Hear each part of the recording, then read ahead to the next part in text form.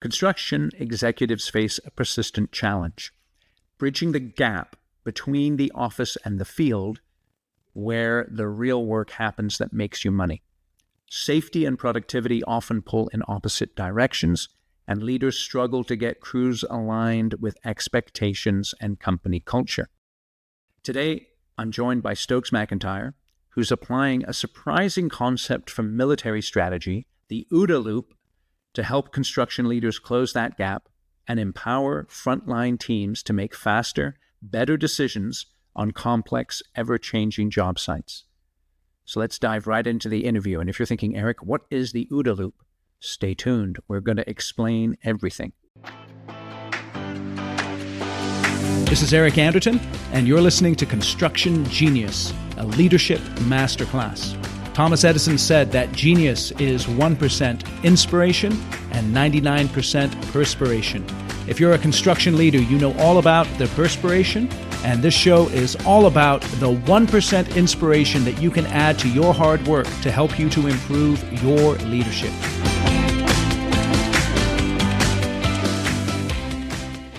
Stokes, welcome to Construction Genius. Thank you, Eric. Glad to be here. You've brought concepts from military strategy like John Boyd's OODA loop into construction leadership. For folks who aren't familiar, why does this idea matter so much when you're trying to lead a crew on a complex job site? Right. Great question. So what John Boyd did with the OODA loop and why he developed the OODA loop was to help fighter pilots win dogfights, basically. And so it was very difficult to train, although they tried to train fighter pilots on every single scenario in a dogfight. At the end of the day, though, the fighter pilot really has to deal with the environment they're in and really have a decision-making process that they can use in all sorts of edge case scenarios. And so a construction project, in a way, is like combat. I mean, you have people working in environments that are highly complex. They're always changing and moving. And so using something like the OODA loop helps every individual be ready to make decisions that are going to lead to good outcomes for them. So in a way, you can try to train a worker on every single scenario, but you just can't do that. So the OODA loop is really a framework that helps every worker do their best to make decisions. And what John Boyd talked about was we are influenced by 6 key things that help us make decisions. And so that's a key part. And we as leaders can actually influence how people make decisions through this concept. Okay, so I want to get to those 6 key things. But first, OODA, that doesn't sound like a real word. It's an acronym. I know it is, but please break down for the audience the acronym. Right. So the acronym is Observe, Orient, Decide, Act.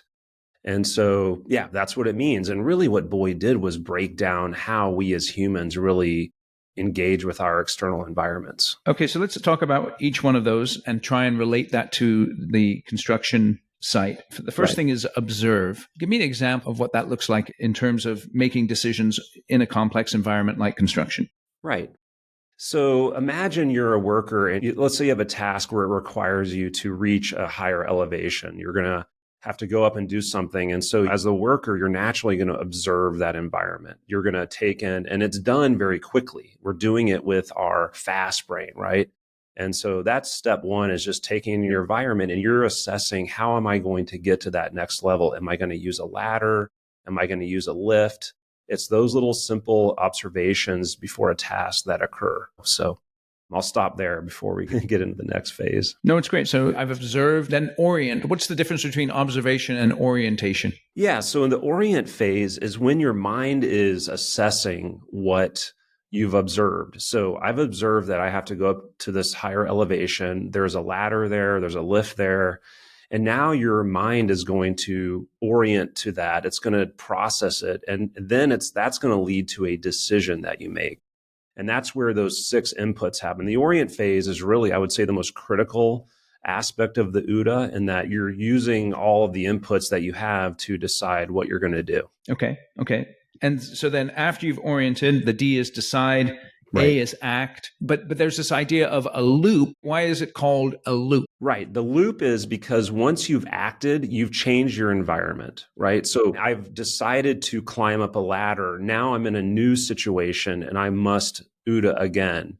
And that was really what John Boyd said. The faster you can OODA, the more likelihood you are to beat your opponent, right? In dogfighting, your opponent is an enemy fighter. On the job site, the enemy might be entropy or the complexity of the job or the things out there, the force of nature that's maybe trying to hurt you, right? Right. So you're constantly, as your circumstances change, you want to be OODA looping so that you can stay on top of it. So obviously the idea of speed is essential in construction. We're always constrained by the schedule or driven by the schedule, and we want to do things as quickly as possible. But then also you have to take into account the safety aspects, obviously. Right. And there's a constraint on how fast I can go based on how safe I am. So how do I balance those two requirements there? Yeah, I mean, all the safety people I talk to talk about safety is speed, because it's like driving to your job in the morning. You can go faster, but if you get in a wreck or get a ticket, you're going to actually get there slower, right? Yeah. So really, in the context of the OODA loop, it's if you observe something and you orient to it in such a way that you must stop the activity or go get a different piece of equipment or tool. The thing to keep in mind there is it often feels like you're really slowing down the project to go do that, but you're actually speeding it up, because we all know that incidents are catastrophic in terms of schedule and timing. And the more severe the incident, the more it slows things down. So when we talk about the inputs of the OODA loop, that is a cultural thing. And that's how leadership can drive the culture to say it's faster to be slow in some circumstances, right? It's interesting that when you say that, I'm thinking about how there's often a disconnect between leadership and troops on the front line, in this sense that leadership has an expectation of how fast something should go. And yet the troops are actually communicating up the chain of command. That is not the case. It can't go that fast because of a variety of reasons. And then that can create conflict based on whether or not leadership thinks those are reasonable concerns or whether they look at them in a different way. How do people handle that kind of gap there sometimes between the frontline troops, so to speak, and the leadership that has good intentions, but perhaps are not in the midst of the battle? Yeah, I mean, what I've observed, and obviously this is a generalized statement, but there is a breakdown in communication from the field and the trailer or even the executive leadership, right? Yeah. And so what you're talking about there is how do we make that connection and allow crews, foremen, superintendents to push information upstream and allow leaders to make new choices based on, I mean, the OODA loop goes both ways, right? Like Yes. leadership has to OODA as well. And Yes. based on what they're observing, they have to decide and act differently. But I mean, I think I have a background in film production, and scheduling is a major part of this. And so there's a planning fallacy where we think we can schedule faster. And so the OODA for leadership is, and it's kind of on a longer time scale, but it is, we did not plan this properly. We compressed the schedule, and for our next go around, we've got to plan better or leave more time for this or that. And so I think that's kind of the fundamental. And we just need feedback from the field to allow leaders to adjust from a scheduling standpoint. That's my opinion. Okay. Now, you mentioned these 6 key factors around the orient phase. Can you unpack those for us? Yeah. So what influences your decisions? And again, I think Boyd just really captured how humans work, but your knowledge, what you've learned influences that, your experience, like what you've experienced in your life, the culture that you live in. So that could be your personal culture, the job site culture, the company culture, the values that you hold, right? Both the values of your organization that you've learned or your own personal values, your motivations, right? Those also can determine how you make a decision. So that really gives you a roadmap for how leaders can actually influence these decisions, because we can help set the culture, we can help motivate our teams in a certain way. We can convey our company values. We can train and pass on knowledge, and we can affect experience. So it really is a roadmap on how we can influence how people make decisions. Okay, so I got knowledge, experience, culture, motivations, and values. What's the 6th one? The information. Okay. Yeah. So knowledge and information, it's day-to-day information, right? Knowledge is what you've been trained and you retain. So there's a differentiation there. Think about the last time you promoted someone into a leadership role and it failed. Why did it fail? I can tell you one reason. People know how to build projects, but they don't know how to build and lead teams of people. Construction comes with its challenges that only insiders truly understand. Generic leadership training doesn't cut it. You need a program to train your leaders built specifically for construction professionals led by an industry expert. And my online course, The Shift, is exactly that course. It has 5 modules. It'll teach your people how to control their calendars and reduce stress and embrace chaos and accomplish their critical tasks. It will teach them the 3 essential messages they have to communicate every day in order to motivate and lead their team effectively. It'll show them how to build and lead a high-performing team, give them a framework for running effective meetings so they'll be able to solve problems in less than an hour, and also give them a higher perspective on their leadership that will enable them to work on the business and on their teams and not get stuck in the weeds micromanaging. So go out to my website, theshift.constructiongenius.com, read all about the course, and then enroll yourself and your leaders in the course, and I guarantee that it will transform your leadership. If it does not, you take the whole course and you didn't get benefit from it, you just send me an email, eric@constructiongenius.com, and I will cheerfully refund you 100% of your money. I'm really confident this course will transform your leadership. So again, go out to the website, theshift.constructiongenius.com, learn more about the course, and start taking it today. Okay, and so taking those 6 things into consideration, that then affects how I run the OODA loop? It does. As a person, if I'm going to observe, let's use the ladder. Let's use the task where I'm trying to get to an elevated surface. Yeah. So let's look at 2 scenarios. So I observe this scenario where I have to go up there. There's a lift and there's a ladder. So my knowledge, I could have lots of knowledge of the difference between a ladder and a lift and how that can impact my safety. I could have experience around, I have a friend or myself, I fell off a ladder. And so, I know how dangerous that is. The values of my organization might be get the task done as fast as possible or stop work and get the right piece of equipment. So you can start to see how I could make 2 very different decisions based on my experience, the knowledge I have, the values, the culture of the job site. The ideal scenario here would be, if possible, use the lift, don't use the ladder. And so all of those things are going to factor into what decision do I make. And so even lessons learned, a lot of customers of ours share lessons learned. And so sharing a lessons learned, how someone used a ladder to reach an elevated surface and they fell, might influence someone to say, you know what, I'm going to use that lift instead. So Yeah.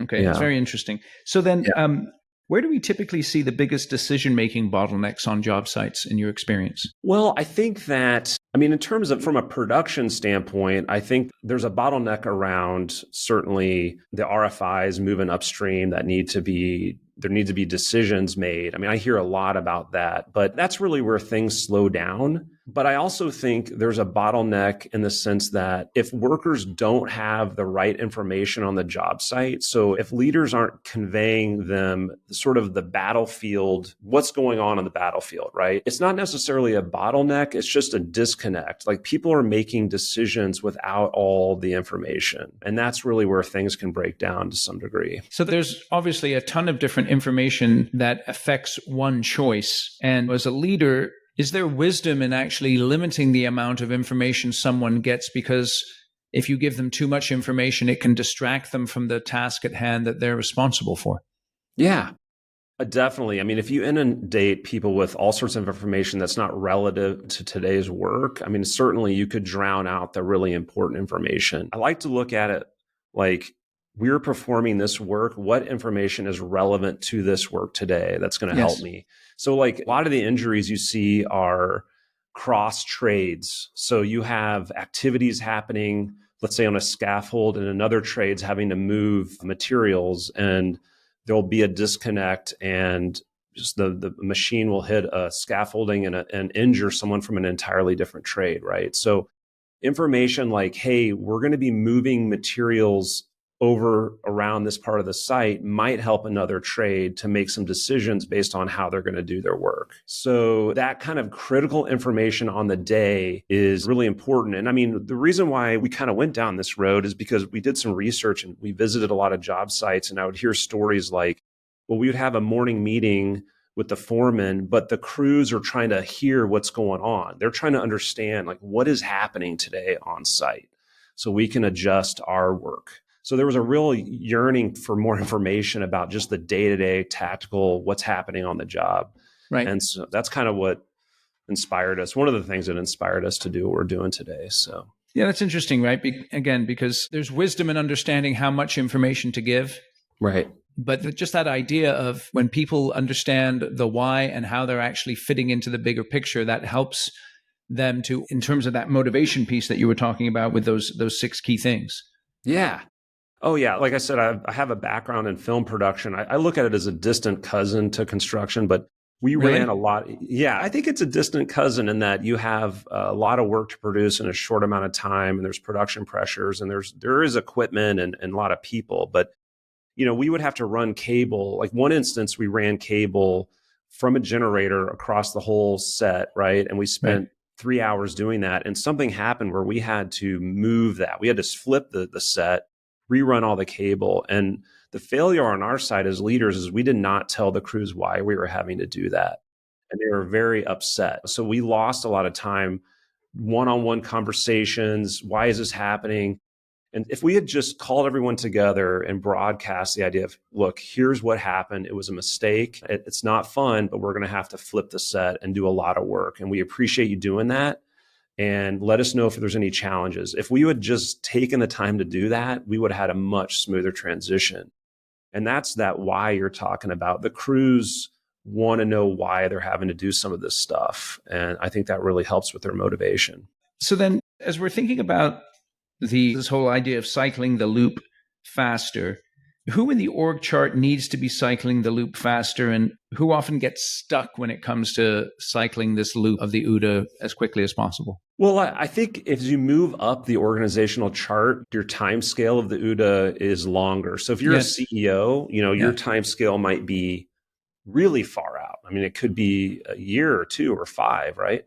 And so if you're a frontline worker, your OODA is happening every minute, every 30 seconds. Yes. So where do they get stuck? I mean, I think they're all in danger of getting stuck or not paying attention. I mean, the OODA is happening whether we know it or not, right? I mean, like I said, I think it's an inherent part of our behavior. Yes. The question is, are we listening and paying attention to those voices in our head? So I don't know if any one layer gets stuck more than the other. I think it's more challenging for leadership because of the time scale. Yes. So they don't necessarily see the impact of their decision right away. Exactly. Yeah. And so the decision making, sometimes you may feel compelled to make a decision when, in fact, taking a little more time to think through your knowledge, your experience, your motivations, and all those kinds of things can help to make a better decision. And then once the decision is made, you don't see the impact of it right away. Exactly. I mean, how I use the OODA as a leader is I actually start writing down, okay, what are my beliefs around this? Like, what are my values? Yes. So you can't do that in the field. A field worker can't be like, let me pause and write down all my values and everything. But a leader can. They can take that time. Of those 6 factors, again, the knowledge, experience, culture, motivations, values, information, which one do leaders most neglect or misunderstand? And why do you think that is? I think culture is one that everyone hears that word. I feel like there's a lot of talk about it at leadership level conferences and safety conferences. I don't know if it's pushed to the field to the extent it needs to be. And that is due to the breakdown in that communication channel between the field and the leadership. Because right now, for the most part, it's generally executive leadership, project leadership, superintendents, foremen talk to field. So how do you really establish a culture through all those channels or all that? I call it the telephone game, right? Yeah. So I think that's one. I think also just tactical information is also left out. It's not relayed. We see a lot of people that turn on our system are suddenly delivering lots of very pertinent information that crews are really liking. So I think those are two areas that I see where they're maybe on the radar, like culture's on the radar, but it's not fully executed. And a lot of times information just isn't on the radar at all. And just so we're clear here, when you use the word culture, what do you mean by that? Culture, it's really what, in a way, I've heard someone define culture as what you allow to happen. So what you allow to happen, it's sort of, is our culture one where you can go ask a question? Can you go to a leader and ask a question? And is that leader going to be mad at you for asking a question, or are they going to listen to you and try to answer your question and support and coach you? So that's what I mean. I mean, it's if you allow people to just do tasks where they're picking the wrong tools, all those things, I mean, have you set the right culture there? Now, I think what's interesting for construction companies is there can often be a disconnect between the culture of the office and the culture of the job site because of the essential difference in what is done in the office and what is done on the job site and who is doing it. So let me unpack that a little bit. So, for instance, in construction these days, there's a massive push to get women into the business, right? And one of the main motivations for that is the fact that there's a shortage of workers in construction. And so it makes logical sense to tap whatever resources you can. But generally speaking here, the job site is a very masculine place. And there's a certain way of behaving on the job site that is different from the office, which can be more of a feminine place. I'm talking in generalities, but I think it's interesting to think about. So there can be then this disconnect between the way people behave in the office and the way people behave in the field. And not only from that feminine masculine distinction, but also generally speaking, people in the office tend to have different education levels, perhaps different backgrounds, whereas people in the field tend to come from certain education and background levels. And all of these things can influence culture, of course, because culture is behavior. It is, yeah. So in your experience, this dichotomy that I'm describing, do you see that existing? Am I maybe imagining it? Or is that something that's real and therefore presents a challenge that's unique to construction because of that dichotomy between the field and the office? I think it's definitely a dichotomy there. I mean, you have the office and the field are very different cultures. Well, there's different behaviors, different values, different beliefs that come from the personal experience, right? Yes. Yeah. And so I think the construction companies, the ones that are going to be successful in the future, and there's a lot of reasons for why I think this, but they're going to have to bridge that gap. They're going to have to create a set of values that speak to both the office and the frontline worker. And I think you see that, like going back to the military, I mean, you see that. I mean, we have enlisted people that come from all these backgrounds, and you have to set a culture of success, right? Yes. So, yeah, I think it's there. I think the challenge is how do you overcome that? And that's where people need to focus. Yeah.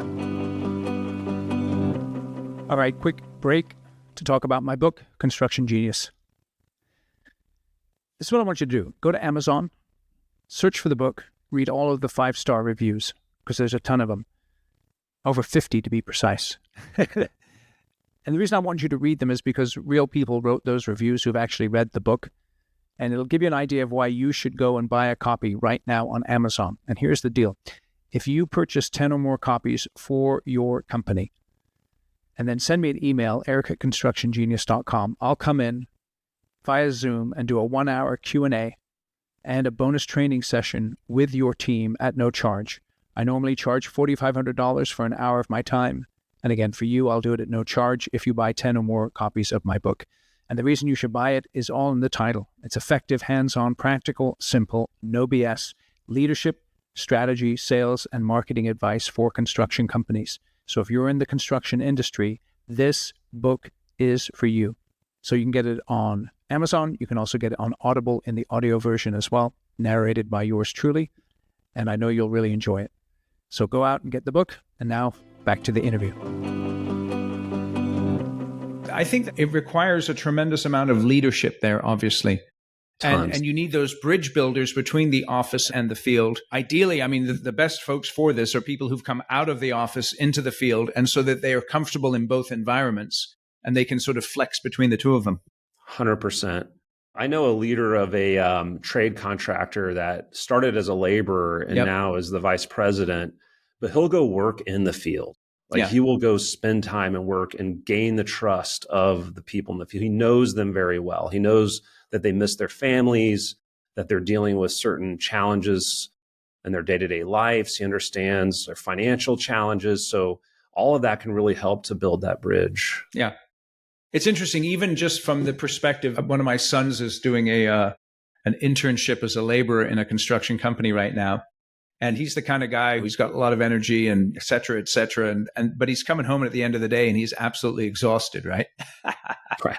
Exactly. And just that physical component of construction work is something that people don't understand when they're in the office all the time. Yeah. And that obviously has a tremendous impact on the way people behave, because if I'm physically tired, that changes the way I behave in many cases. 100%.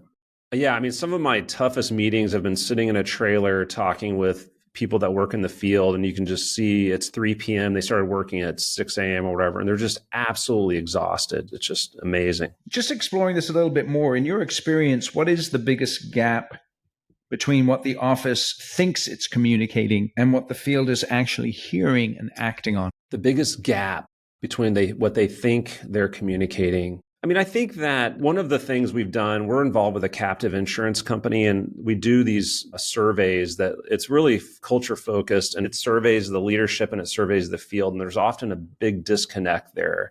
Yeah. So I think that the office feels like they are communicating their values, and, values can kind of make up the culture, right? So they're communicating their values, but we just don't see it get to the field. So I think, and I go to a lot of conferences where a lot of safety executives, we're all sitting around saying, hey, we're focused on this or that, but it just doesn't make it out to the field. Like if you go do those surveys, the field is not hearing the values of the company. It's just not making it out there. It's like using a combat again. It's like that far out base where it's in the heart of darkness, right? It's way out there, and they're just not receiving the information. Yes. So okay. So then what do you think are some of the things that the construction industry can actually do about this? Because, we're talking about things that to my audience would not be unfamiliar.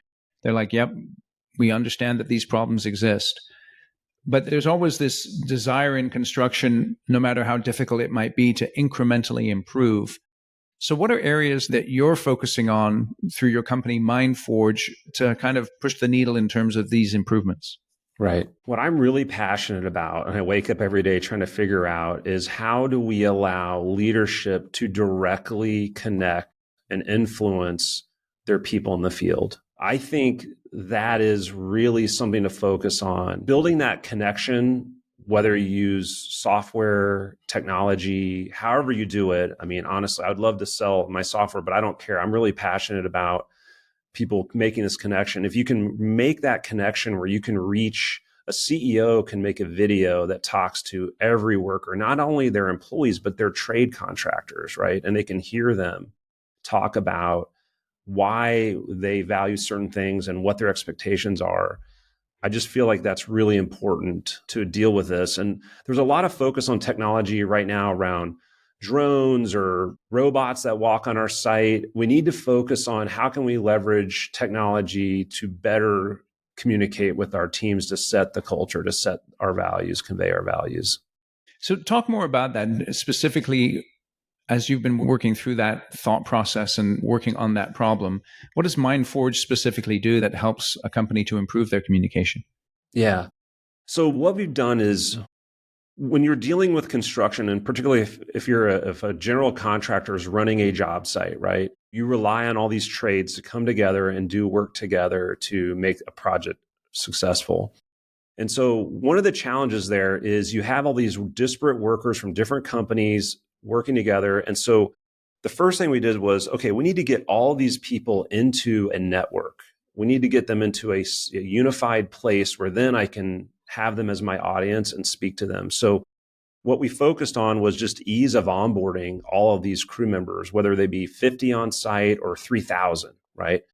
And so that was one. And then the second thing is we created a platform that allows you to broadcast information to all those workers right to a mobile app. And they can include videos, images, text. And then also we provide site orientations, because we believe that the site-specific orientation is where the communication begins. It's where you introduce your project leads, You introduce, I mean, I've seen presidents get on the site-specific orientation and talk about what they expect and what values they hold as a company. And you tell people, here's where you park, here's our safety expectations. And then you begin the ongoing communication with them. And so that's what we've tried, just to really bridge that gap between the leadership and the workers, because otherwise it is just a relay. It's a relay of information. And so I know it seems so simple, but there is a gap there. So, yeah. So share a real world example of how MindForge has transformed communication or decision making on a specific project. Yeah. Well, I'll use White's Construction. They're one of our clients, and they're out of Iowa. They picked up MindForge a couple of years ago, and they've now rolled it out to over 80 projects. So it's a standard offering on their projects, and they do small and very large mission critical projects. So on their projects, just to give you an example of one, it was a mission critical project. I think they had, over 500 workers on it. But their teams have picked up MindForge and every day are delivering key information to workers, preparing them for weather, preparing them for where they need to walk on the site. And they've even had contests where they engage workers through the system. So they had like an ugly boot contest where people could turn in pictures and engage with the system that way. Yep. And what we're hearing is a couple things. One is the feedback we're getting is, hey, our workers, we feel like we can connect with them and unlike we ever have been able to do before. Like a safety person on that job can immediately let people know of situations or share lessons learned. And this is actually another job, but there was an airport job that White's was on, and the safety person told me they cannot allow debris to blow onto the runways. And so there was high winds approaching, and they just sent out a message to every worker, like, make sure today we get everything buttoned up. All the materials are strapped down because we have high winds approaching and we cannot have this blowing on the runway. And they said in the past, they would have to go talk to the leaders of each trade, but they were able to reach the workers directly and they saw a cleaner job site. So they felt like it just empowered every worker to take ownership of that little task. If you see something, pick it up, let's throw it away. So that's just one little example of how we've impacted some of the job sites. So looking ahead 3 to 5 years, how will the very concept of job site communication evolve, and what will winning contractors be doing differently, do you think? I think that a winning contractor is going to go from, I know this may be a generalization, but it's going to go from, hey, these workers, they're just people out there doing our work. And we've talked about there's a little bit of a difference between how you treat your employees in the office and the people in the field. And I think consolidating those and looking at field and office as one group of people, and that includes trade partners, right? One group of people who we must engage with all the same employee retention and cultural engagement that we do. Like we need to do that 100% with our field. And I think there's going to be technology is going to evolve to allow us to do that better and faster. So there's going to be just like and if you've seen that movie 1917, it was a Sam Mendes film. Yep. The whole movie is about a guy running a message to the front, right? Today they use radio and it's done instantly. So I think technology is going to continue to evolve, and our points of view as leaders is going to evolve, where we're going to maximize and be smart about communicating with the field. What do you think is going to be one area that surprises people in terms of the deployment of technology in construction? Yeah, I mean, one thing that I believe construction deals with is burnout. People work really hard, and yet we still see a bit of a decline in productivity. I mean, there's reports that say there is. I think that's probably leveled off and improving now. But I think in the future with technology, we're going to see really beautiful structures built that we live in. So we're going to see the beautiful structures that we all want move through all aspects of our life, right? Like there's going to be structures we can build for less cost and better because we're going to be highly efficient. And also our workers are going to be less burned out doing it. Interesting. And our mental health is going to improve. I think that's how we have to leverage technology. Excellent. So Stokes, tell us just a little bit more about MindForge and who your ideal clients are and how people can contact you. I appreciate it. Yeah. So MindForge is a software platform that is meant to connect the field leadership and executive leadership with the frontline crews. And we're an app that allows you to do that. And you can provide also training through the system. And our ideal customer is, number one, very large construction projects, general contractors that have a project that's across a large region and has lots of workers. But we also have small trade contractors in our system with 30 employees that are looking to broadcast information to all their crews and also provide them training. So really, any company that is looking to take their values and culture to the field and want to provide their workers information, they're the ideal customer for us. So that's excellent. Excellent. And how can people get in touch with you? They can go to our website, mindforgeapp.com, or just search Mindforge in Google, and you'll probably see us there. So Awesome. So if you had 5 minutes with a room full of supers and foremen, what's one piece of advice you'd give them about influencing others and communicating effectively on the job site? I would say that the word influencer is kind of a weird term these days, but yes, you're there to run a project and make sure it finishes on time, on budget, and to spec, but consider yourself an influencer every day. Wake up every day and think about what information you can give your teams, how you can influence their values, and how you can set the right culture for them to succeed and make great decisions in the field. Excellent. Well, I really appreciate you coming on. Last question. You're in Columbus, Ohio, right? Yes, sir. What is the one restaurant someone should go to when they're visiting Columbus, Ohio? Oh my gosh. What is the one restaurant? There's so many good ones. I'm going to go with our little neighborhood restaurant, Giuseppe's. It's a good little Italian restaurant in Bexley, Ohio. Been around for a long time and really good. That's great. Bexley, Ohio, and it's Giuseppe's, huh? Giuseppe's. I'm going to call him out. Yeah. Excellent. We'll make sure that there's a link in the show notes to that. And so if you're ever in that area, feel free to check out Giuseppe's. It's a good spot. Maybe I'll see you there. Awesome. Great to have you on the show here today. Thank you very much. Well, thanks, Eric. Appreciate you having me. My pleasure. Thank you for listening to my interview today with Stokes. Feel free to check out his website at mindforgeapp.com. And please share this interview with other people who you think would benefit from listening to the discussion. And then also feel free to give the show a rating and a review wherever you get your podcasts. I'll catch you on the next episode. Thank you for listening to this episode of Construction Genius. Hope you found that 1% of inspiration to help you in the next few days. If you like the show, please give us a 5-star review on iTunes, share it with other construction leaders who you think would benefit, and always remember that the show is brought to you by Kick-Ass Meetings. I've been working with construction leaders since 2004, teaching them how to run extremely effective problem-solving meetings that gets their people collaborating, taps into their creativity, and to get yourself a free copy of the Kick-Ass Meeting Report, go to www.ericanderton.com/kickassmeetings. Grab yourself that free report, read it, use it in your business. You'll find it extremely useful. And thanks again for listening.